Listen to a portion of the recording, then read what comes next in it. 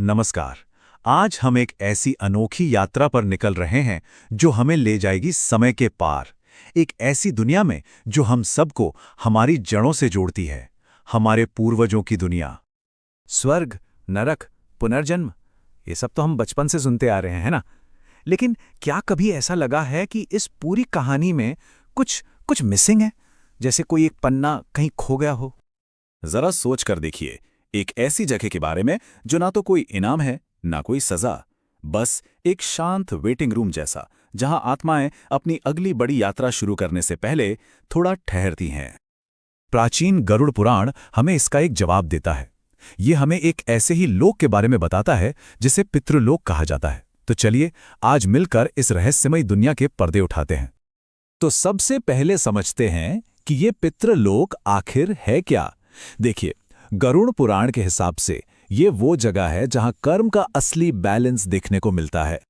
आप इसे एक तरह का स्पिरिचुअल क्रॉसरोड समझ सकते हैं। ये उन आत्माओं के लिए है जिन्होंने ना तो इतने अच्छे कर्म किए कि सीधे स्वर्ग पहुंच जाएं और न ही इतने बुरे कि नरक जाना पड़े। वो बीच में हैं, एक बैलेंस में। गरुड़ पुराण में भगवान विष्णु खुद गरुड़ को समझाते हैं कि ये लोक बस एक पड़ाव है, एक ठहराव। ये वो जगह है जहां कर्म का हिसाब किताब बैलेंस होता है। ये कोई फाइनल जजमेंट की जगह नहीं है। और पता है, यही बैलेंस पितृलोक को इतना यूनिक बनाता है। यहां ना तो स्वर्ग जैसा परम सुख है और ना ही नरक की भयानक पीड़ा। ये बस शांति और सोचने समझने की एक अवस्था है। तो सवाल ये उठता है कि इस लोक में आत्मा की लाइफ होती कैसी है। ये बहुत इंटरेस्टिंग है। उन्हें एक सूक्ष्म शरीर मिलता है, मतलब वो अब भी भूख प्यास महसूस करते हैं। उनकी यादें, उनकी भावनाएं, सब कुछ वैसा ही रहता है। लेकिन यहां एक बड़ा ट्विस्ट है। वो खुद को सस्टेन नहीं कर सकते। वो पूरी तरह से धरती पर मौजूद अपने परिवार वालों पर, अपने वंशजों पर निर्भर होते हैं। और बस यही निर्भरता हमें इस कहानी के सबसे जरूरी हिस्से पर ले आती है, वो अटूट बंधन जो जीवित और मृत लोगों के बीच होता है। ये सिर्फ कोई सुनी सुनाई बात नहीं है।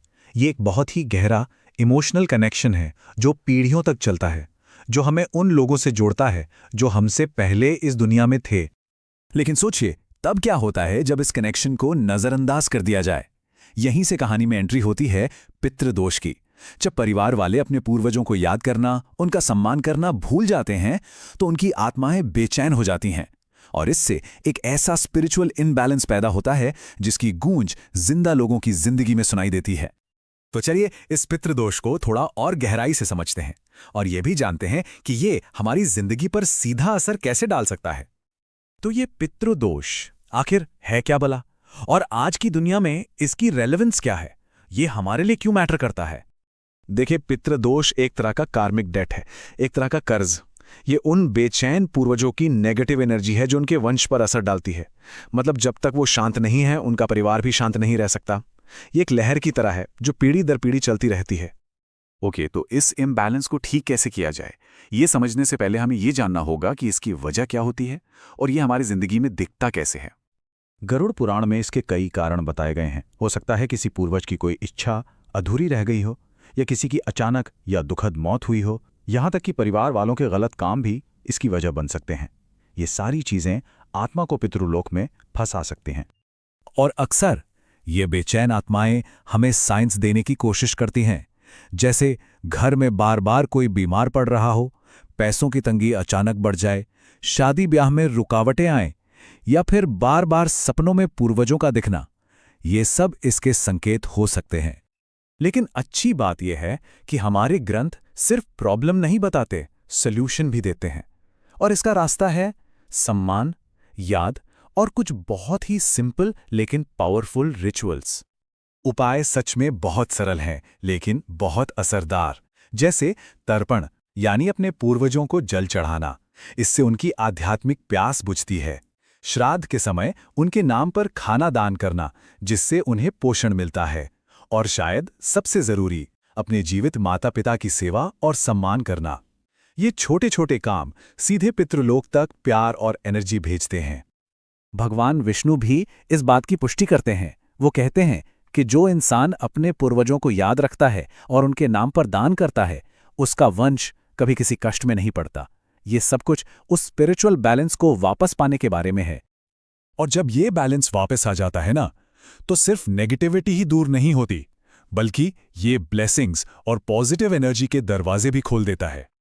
जब हमारे पूर्वज खुश और शांत होते हैं तो वो अपने परिवार पर आशीर्वाद बरसाते हैं, और ये ब्लेसिंग्स हमें अपनी जिंदगी के हर हिस्से में दिखती हैं, चाहे वो पैसों में बरकत हो, घर में शांति हो, अच्छी सेहत हो, या फिर हर काम में सफलता। तो आखिर में पितृलोक का ये पूरा कॉन्सेप्ट हमें एक बहुत गहरी बात सिखाता है, अपनी जड़ों से जुड़े रहना। क्योंकि जब हम अपने पूर्वजों को भूलते हैं तो हम असल में खुद का ही एक हिस्सा भूल रहे होते हैं।